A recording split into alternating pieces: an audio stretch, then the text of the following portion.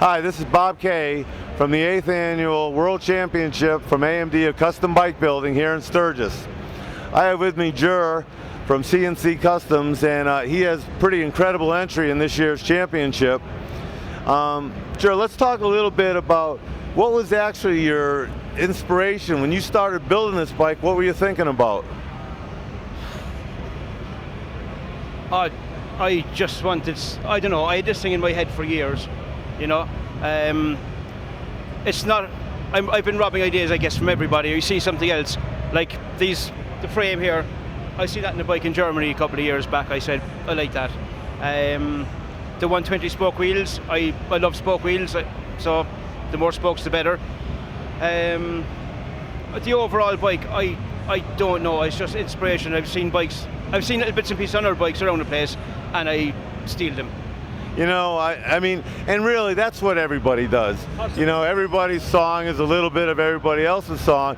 I thought it was pretty interesting the way you told me that you started out once you kind of had this idea, is that you have your frame jig and you kind of put the engine in place and you kind of set your wheels up and move them in and out, and then you start kind of putting a frame together. So is that right? Yeah. It's a homemade jig. I made it 6, 8, 10 years ago, and I keep adding new bits to it as we're building new frames all the time. But I don't have a jig that'll make the one type of frame every time. Everything is always different. So as I said, I'll just set the wheels up, put the forks on, look at the rake, measure the trail, get that right, and then just move things in, move them out, stand back, look at it. If it looks too long, shorten it. If it looks too short, make it longer, raise the engine, lower the engine. When it looks okay, start building the frame around it then. Well, you know, we have all different levels of builds and different approaches of going about it here at the World Championship.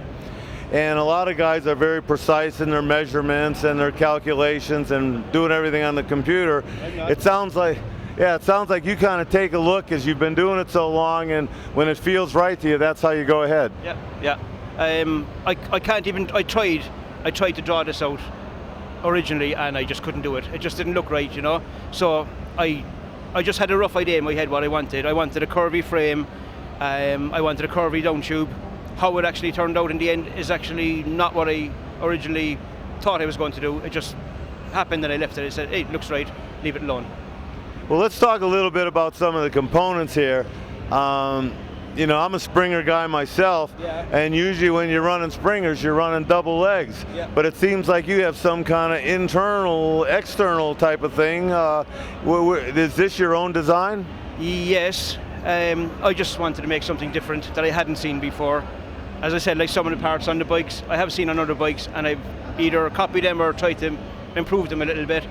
But this kind of front end I haven't seen before, and it's not really a good road going front end. It's not going to be good on the road. You get dust, will get lodged inside here, you know, and scratch it. But for a show bike, it's okay, you know.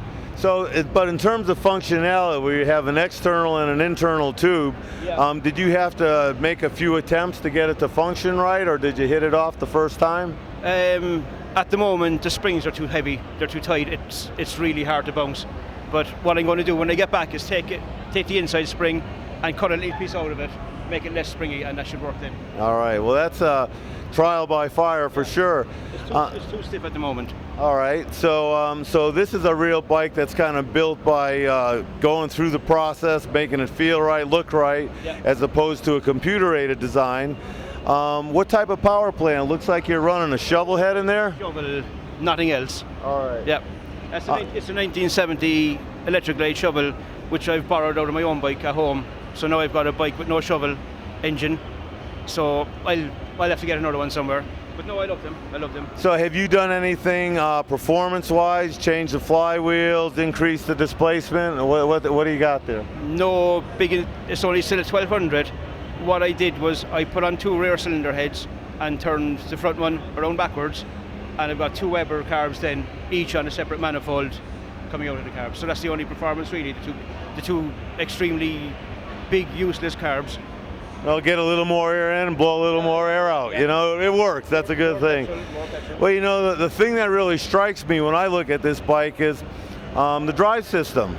You know, you're kind of looking around and you look for a chain or a belt or something, and that's obviously missing. And I noticed it appears to be a friction drive. Where did that come from? TV. One of the biker build-offs did a guy from New York, I think, had his friction drive, and there's a guy in Germany, Fred Kodlin, I think, Kodlin.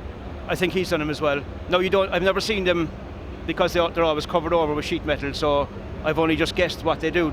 So originally we were going to make a transfer box that would actually have the gearbox turning forward, and then a little transfer box that would turn the wheel backwards.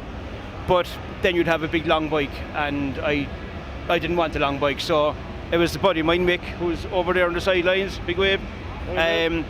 He just said, we were just thinking one night, I said, it's a pity we can't get everything to run backwards, and Mick just said, why don't you just turn the engine around? So we did, and it works. All right, well that's great.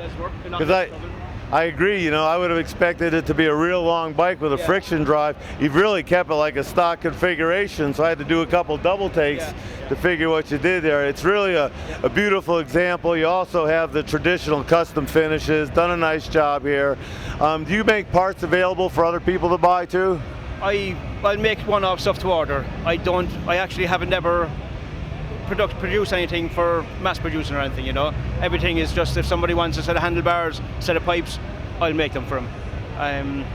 Anything you want, you know. Painting, the custom painting is my main business, and this thing is my passion, whatever you want to call it. If I could make a living building bikes full time, I would, but the country is too small. Right.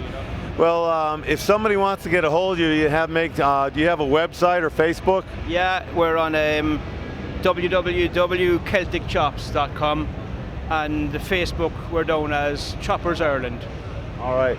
Well, this is a great example. We really appreciate you making the effort to be at this year's AMD World Championship. Thank you very much for coming to Sturgis. We appreciate it. You did great. Good. Thank God.